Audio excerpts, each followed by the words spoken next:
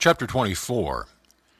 This book would not be complete without some discussion of failure and the attempted use of the law of assumption.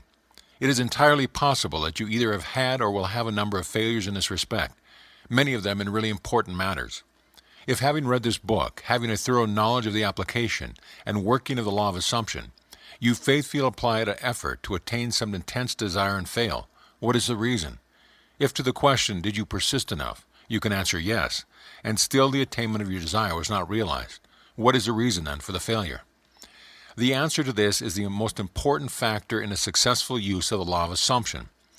The time it takes your assumption to become fact, your desire to be fulfilled, is directly proportionate to the naturalness of your feeling of already being what you want to be, of already having what you desire. The fact that it does not feel natural to you to be what you imagine yourself to be is the secret of your failure.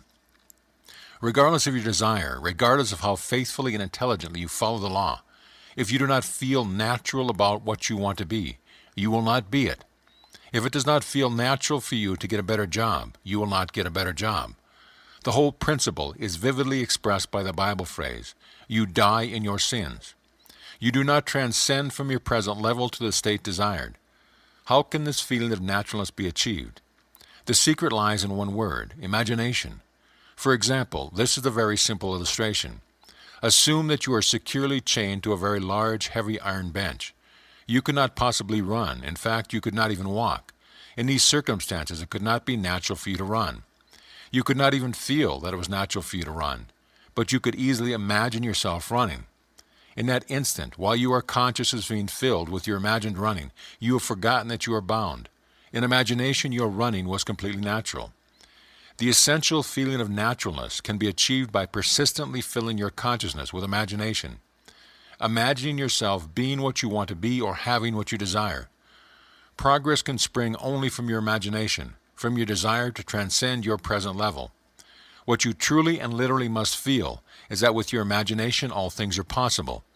You must realize that changes are not caused by caprice, but by a change of consciousness. You may fail to achieve or sustain the particular state of consciousness necessary to produce the effect you desire.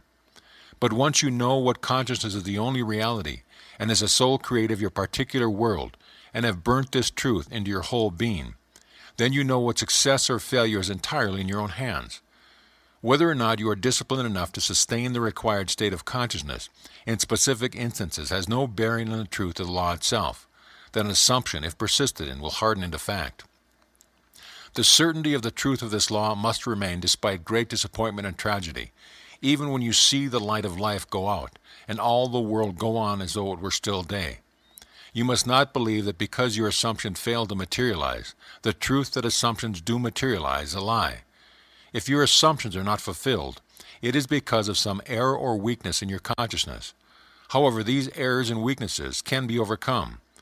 Therefore, press on to the attainment of ever higher levels of feeling that you already are in the person you want to be. And remember that the time it takes your assumption to become reality is proportionate to the naturalness of being it. Man surrounds himself with the true image of himself. Every spirit builds itself a house, and beyond its house a world, and beyond its world a heaven. Know then that the world exists for you.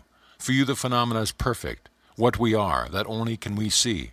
All that Adam had, all that Caesar could, you have and can do. Adam called his house heaven and earth. Caesar called his house Rome.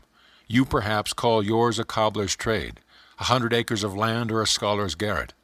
Yet line for line and point for point your dominion is as great as theirs, though without fine name.